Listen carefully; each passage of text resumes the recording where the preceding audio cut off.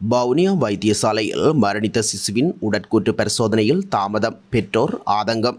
நாமலுக்கு படுதோல்வி, பேராசை கொண்ட பஸ்ஸிலும் விலகிய தம்மிக்கவும். தமிழ் பொது வேட்பாளருக்கு ஸ்ரீதரன் ஆதரவு. பேருந்து பற்றாக்குறை தொடர்பில் இலங்கை போக்குவரத்து சபையின் அறிவிப்பு.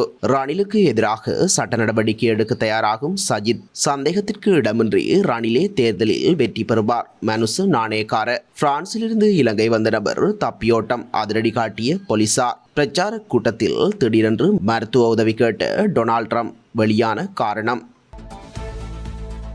உள்ளூராட்சி மன்ற தேர்தல் சம்பந்தமாக உச்சநீதிமன்றத்தின் தீர்ப்பு வரலாற்றில் பதியப்பட வேண்டும் என தேசிய மக்கள் சக்தியின் செயற்குழு உறுப்பினரும் திருகோணமலை மாவட்ட அமைப்பாளருமான சட்டத்தரணி அருண் கேமச்சந்திரா தெரிவித்துள்ளார். தேசிய மக்கள் சக்தியின் கிண்ணியா கட்சி காரியாலயத்தில் இடம்பெற்றுள்ள ஊடக சந்திப்பின் போது அவர் இவ்வாறு தெரிவித்துள்ளார். அவர் தொடர்ந்தும் தெரிவிக்கையில், கடந்த 1.5 வருடங்களுக்கு முன்னர் உள்ளூராட்சி மன்ற தேர்தல் ஒத்திவைக்கப்பட்டுள்ளது. நிதி ஒதுக்கீடு போதாமை உள்ளிட்ட பல காரணங்களை காட்டி ஒத்திவைக்கப்பட்டுள்ளது. இதன் பின்னால் ரணில் விக்ரமசிங்கே தேர்தலை ஒத்திவைக்க வேண்டும் என்று முழு மனதுடன் செயற்பட்டமை பல்வேறு தரப்பட்ட பேசுபொருளாக அந்த காலத்தில் பேசப்பட்டது. ஆகவே இதற்கு எதிராக தேசிய மக்கள் சக்தி உட்பட 3 அமைப்புகளும் சேர்ந்து உச்சநீதிமன்றத்தில் ஒரு மனுவினை சமர்ப்பித்தது. குறிப்பாக அடிப்படை உரிமை மீறல் மனுவாக தாக்கல் செய்யப்பட்டது. அதற்கான தீர்ப்பு வெளிவந்தது. அதன் பிரகாரம் ரணில் விக்ரமசிங்கே உள்ளிட்ட தேர்தல் ஆணைக்குழுவை பிரதித்துவப்படுத்தும் அந்த அதிகாரிகள் உட்பட பலர் தம்முடைய கடமைகளை செய்ய தவறியிருக்கின்றார்கள் என்ற தீர்ப்பு தற்போது வெளியாகியிருக்கின்றது. இலங்கை அரசியலமைப்பின் 33வது சரத்தின் டி அம்சத்தின் பிரகாரம் ஜனாதிபதி என்னும் நபர் இலங்கையில் நீதியான தேர்தலை நடாத்த அரசியலமைப்பில் கூறப்பட்டுள்ளமையும் சுட்டிக்காட்டத்தக்கது. ஜனாதிபதி தேர்தலுக்கான பிரச்சார நடவடிக்கைகள் தீவிரமடைந்துள்ள நிலையில் நாட்டின் அரசியல் களம் சமகாலத்தில் விறுவிறுப்பாக சென்று கொண்டிருக்கின்றது. பிரதான வேட்பாளர்கள் அனைவரும் தங்களது பிரச்சாரங்களையும் ஆரம்பித்துள்ளதுடன் தங்களுடைய எதிர்கால திட்டங்கள் தொடர்பில் தெளிவுபடுத்தி வருகின்றனர். அதே சமயம் இலங்கையின் அடுத்த ஜனாதிபதி யார் என்பது தொடர்பான கருத்து கணிப்புகளும் தற்போது வெளியாகி வரும் நிலையில் தேர்தல் தொடர்பான மக்களின் எதிர்பார்ப்பு அதிகரித்துள்ளது.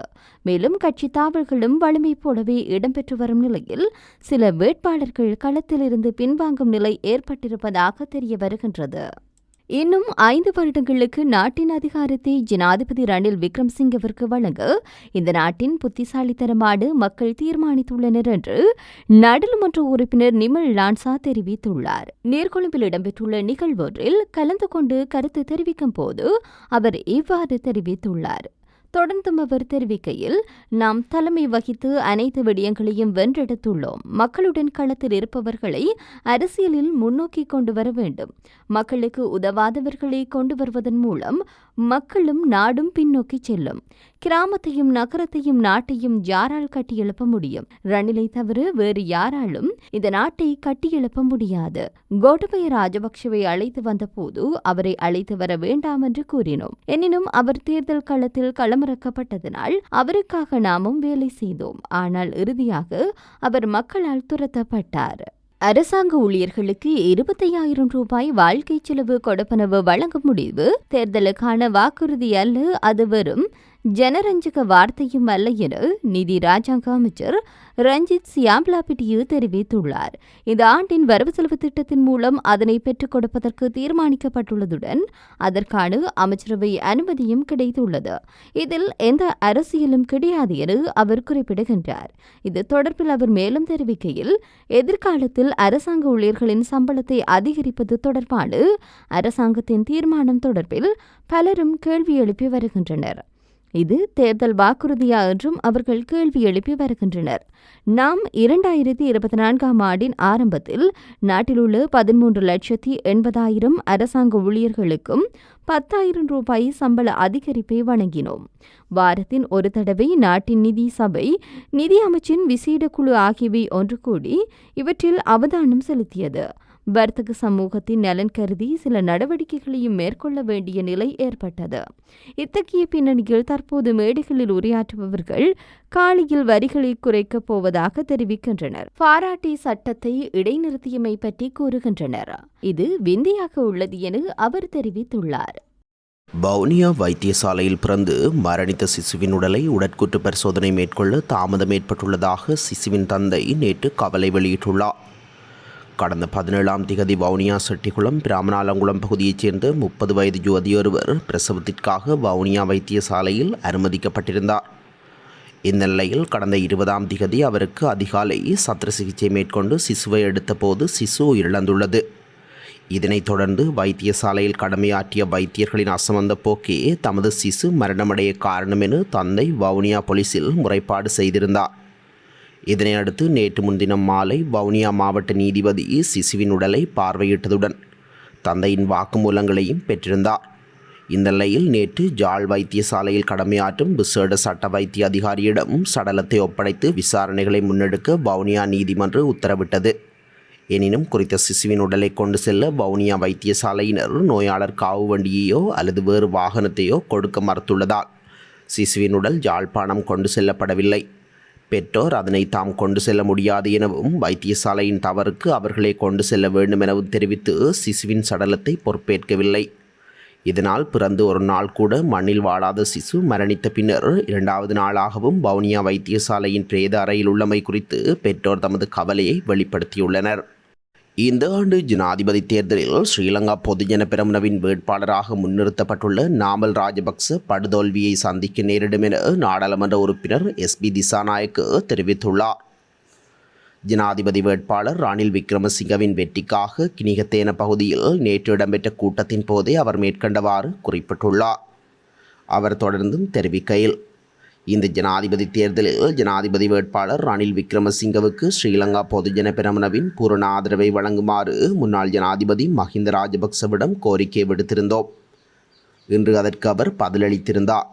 ஸ்ரீலங்கா பொதுஜன பெரமுனவின் வேட்பாளராக தொழிலதிபர் தம்மிக்க பெரேரா பெருமளவு பணத்துடன் தேர்தலுக்கு தயாரானார். பசில் ராஜபக்ச அந்த பணத்திற்கு பேராசை கொண்டிருந்தார். நாமல் ராஜபக்ச ஜனாதிபதி தேர்தலில் போட்டியிட சரியானவர் அல்ல என நாங்கள் சுட்டிக்காட்டியிருந்தோம். அத்தோடு பொதுஜன பெரமுனவின் பெரும்பாலான உறுப்பினர்கள் ஜனாதிபதி ரணிலுக்கு ஆதரவு வழங்க முடிவு செய்ததை அடுத்தே தொழிலதிபர் தம்மிக்க பெரேரா தேர்தலில் போட்டியிடுவதிலிருந்து விலகிக் கொண்டார் என குறிப்பிட்டுள்ளார். எதிர்வரும் ஜனாதிபதி தேர்தலில் தமிழ் பொது வேட்பாளர் ப. அரியநேந்திரனுக்கு பூரண ஆதரவை வழங்குவதாக நாடாளுமன்ற உறுப்பினர் சிவஞானம் ஸ்ரீதரன் உறுதியளித்துள்ளார். தமிழரசு கட்சியின் நாடாளுமன்ற உறுப்பினர் சிவஞானம் ஸ்ரீதரனுக்கும் தமிழ் பொது வேட்பாளர் ப. அரியநேந்திரனுக்கும் இடையில் விசேட சந்திப்பொன்று யாழ்ப்பாணத்தில் நேற்று இடம்பெற்றுள்ளது. இதன்போது ஸ்ரீதரனால் தமிழ் பொது வேட்பாளர் அரியநேந்திரன் பொன்னாடை போர்த்தி மலர் மாலை அணிவித்து வரவேற்கப்பட்டுள்ளார். இதனைத் தொடர்ந்து சந்திப்புக்கு பின்னர் இருவரும் கூட்டாக ஊடகங்களுக்கு கருத்து தெரிவித்த போதே தமிழ் பொது வேட்பாளருக்கான ஆதரவு தெரிவிக்கப்பட்டுள்ளது. இலங்கை தமிழரசு கட்சி என்ன முடிவை எடுத்தாலும் தனிப்பட்ட முறையில் எனது ஆதரவு அரியநேந்திரனுக்கு அளிக்கப்படும். கட்சி முடிவை எடுக்கின்றதோ எடுக்கவில்லையோ அது எவ்வளவு தூரம் எம்மை தள்ளப்போகின்றதோ என்பதை தமிழ் மக்கள் தீர்மானிப்பார்கள். மக்களால் தேர்ந்தெடுக்கப்பட்ட மக்களின் பிரதிநிதியாக எனது ஆதரவு அரியநேந்திரனுக்கு அளிக்கப்படும். தமிழ் மக்கள் காத்திரமான ஒரு செய்தியை எதிர்வரும் ஜனாதிபதி தேர்தலில் வழங்க வேண்டும் என ஸ்ரீதரன் தெரிவித்துள்ளார். இதேவேளை கருத்து தெரிவித்த அரியநேந்திரன் தான் களமிறங்கும் சங்கு சின்னத்தை சிபாரிசு செய்தவர் ஸ்ரீதரன் எனவும் குறிப்பிட்டுள்ளார். ஜனாதிபதி தேர்தல் பிரச்சார கூட்டங்களினால் வழமையான போக்குவரத்திற்கு இதுவரை எந்தவித இடையூறும் ஏற்படவில்லை என இலங்கை போக்குவரத்து சபை தெரிவித்துள்ளது. ஜனாதிபதி தேர்தல் பிரச்சார கூட்டங்களுக்காக இலங்கை போக்குவரத்து சபைக்கு சொந்தமான பேருந்துகள் பயன்படுத்தப்பட்டுள்ளன. இருப்பினும் பேருந்துகள் பற்றாக்குறை தொடர்பில் பொதுமக்களிடமிருந்து எந்தவித முறைப்பாடுகளும் இதுவரையில் கிடைக்கப்பெறவில்லை என சபையின் தலைவர் குறிப்பிட்டுள்ளார்.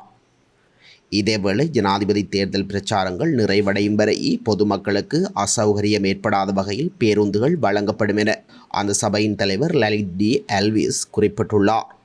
கிராமப்புறங்களில் போக்குவரத்திற்கு பயன்படுத்தப்படும் இலங்கை போக்குவரத்து சபைக்கு சொந்தமான பேருந்துகள் தேர்தல் கூட்டங்களுக்கு வழங்கப்பட மாட்டாது எனவும் அவர் கூறியுள்ளார். ஜனாதிபதி ரணில் விக்ரமசிங்கவிற்கு எதிராக சட்ட நடவடிக்கை எடுக்கப்படும் என எதிர்க்கட்சித் தலைவர் சஜித் பிரேமதாச தெரிவித்துள்ளார். நாட்டின் உன்னதமான சட்டத்தை நீதி அமைச்சர் என்ற ரீதியில் ஜனாதிபதி ரணில் விக்ரமசிங்க மீறியுள்ளதாக உயர் நீதிமன்றம் தீர்ப்பு வழங்கியுள்ளதாக கூறியுள்ளார். ஐக்கிய மக்கள் சக்தியின் ஜனாதிபதி தேர்தல் பிரச்சார கூட்டம் ஒன்றில் அவர் இந்த விடயத்தை குறிப்பிட்டுள்ளார். உள்ளூராட்சி மன்ற தேர்தலை நடாத்தாமையினூடாக ஜனாதிபதி மக்களின் அடிப்படை உரிமைகளை மீறியுள்ளதாக உயர்நீதிமன்றம் தீர்ப்பு வழங்கியுள்ளதாக குறிப்பிட்டுள்ளார். அடிப்படை உரிமைகளை மீறிய ஒரு வேட்பாளராகவே இம்முறை ரணில் தேர்தலில் போட்டியிடுகின்றார் என அவர் சுட்டிக்காட்டியுள்ளார். இவ்வாறு அவர்களின் அடிப்படை உரிமைகளை மீறியவர்களுக்கு தமது அரசாங்க ஆட்சியில் நீதிமன்ற நடவடிக்கைகளை எதிர்நோக்க நேரிடும் என சஜித் எச்சரிக்கை விடுத்துள்ளார். எதிர்வரும் ஜனாதிபதி தேர்தலில் சிலர் முன்கூட்டியே வெற்றி பெற்றாலும் ரணில் விக்ரமசிங்க சந்தேகத்திற்கிடமின்றி செப்டம்பர் 21 வெற்றியீட்டுவார் என தொழில் மற்றும் வெளிநாட்டு வேலைவாய்ப்பு தொடர்பான ஜனாதிபதியின் ஆலோசகர் மனுஷ நாணயக்கார தெரிவித்துள்ளார். குறித்த விடயத்தினை அவர் நேற்று வடிவேல் சுரேஷின் பதவியேற்பு நிகழ்வில் கலந்து கொண்டு உரையாற்றும் போதே இவ்வாறு குறிப்பிட்டுள்ளார். நாடாளுமன்றத்தில் தனது அத்துக்கோரலை ஆற்றிய உரையானது சமகிஜன பலவேகயவின் அடிமட்ட உறுப்பினர்கள் மத்தியில் எதிரொலிக்கும். அத்துடன் ஐக்கிய தேசிய கட்சியின் தலைவரை சுற்றி திரளுவதற்கு அவர்களை தூண்டும் என முன்னாள் அமைச்சர் தெரிவித்துள்ளார். மேலும் தெரிவிக்கையில் ஐக்கிய மக்கள் சக்தியின் கிராம மட்ட உறுப்பினர்கள் அடிப்படையில் ஐக்கிய தேசிய கட்சியின் அங்கத்தவர்கள். ஆகவே தமது தலைவர் நாட்டை கட்டியெழுப்பும் நோக்கில் திட்டமிட்டு செயற்படுகின்றதால் தங்களது ஆதரவை அவருக்கு வழங்க மக்கள் தயாராக உள்ளனர். தொழில் இராஜாங்க அமைச்சர் என்ற வகையில் வடிவேல் சுரேஷ் தொழிலாளர் துறை, முறைசாரா தொழிலாளர்களின் ஓய்வூதியம், பெருந்தோட்ட தொழிலாளர்களின் சம்பளம் தொடர்பான பிரச்சினைகளையும் முன்னெடுத்து வருகின்றார். நாடாளுமன்றத்தில் தனது அத்துக்கோரல் ஆற்றிய உரையில் அரசியல் வட்டாரத்தில் பலரையும் எதிரொலிக்கும் எனவும் அவர் மேலும் சுட்டிக்காட்டியுள்ளார். இலங்கைக்கு சுற்றுலா வந்த பிரெஞ்சு பிரஜை ஒருவர் கைது செய்யப்பட்டுள்ளதாக போலீசார் தெரிவித்துள்ளனர். தங்காலையில் விபத்து ஒன்றை ஏற்படுத்திய பின்னர் தப்பிச் சென்ற நிலையில் அவர் கைது செய்யப்பட்டுள்ளதாக போலீசார் குறிப்பிட்டுள்ளனர். வீதியில் பயணித்துக் கொண்டிருந்த நபர் ஒருவர் மீது ஜீப் வண்டியில் பயணித்த பிரெஞ்சு பிரஜை ஒருவர் மோதியதாக குற்றம் சாட்டப்பட்டுள்ளது. தன் மீது நடாத்தப்பட்ட துப்பாக்கிச் சூட்டு சம்பவத்திற்கு பின்னர் முதன்முறையாக பொதுவெளியில் உரையாற்றிய முன்னாள் அமெரிக்க ஜனாதிபதி டொனால்ட் ட்ரம்ப் பேசிக் கொண்டிருக்கும் போது திடீரென உரையை நிறுத்திவிட்டு மருத்துவ உதவி கோரியமை மக்களிடையே பரபரப்பை ஏற்படுத்தியுள்ளது. குறித்த சம்பவமானது வடக்கு கரோலினாவில் இடம்பெற்றுள்ளது. பிரச்சார கூட்டத்தில் பங்கு பற்றிய ஒருவருக்கு மருத்துவ உதவி தேவை என்று உணர்ந்ததை அடுத்து கூட்டத்தில் ட்ரம் தனது உரையை நிறுத்தியுள்ளார். துப்பாக்கி குண்டு துளைக்காத கண்ணாடி கூண்டுக்குள் இருந்து உரையாற்றிக் கொண்டிருந்த ட்ரம் குறித்த பெண்ணுக்கு மருத்துவ உதவிகளை வழங்குமாறு வைத்தியர்களிடம் கேட்டுக்கொண்டுள்ளதுடன் குறித்த பெண் நின்று கொண்டிருந்த குறித்த பெண்ணிடம் சென்று அவரின் உடல்நிலை தொடர்பில் கேட்டுக்கொண்டுள்ளார் என மேலும் தெரிய வந்துள்ளது.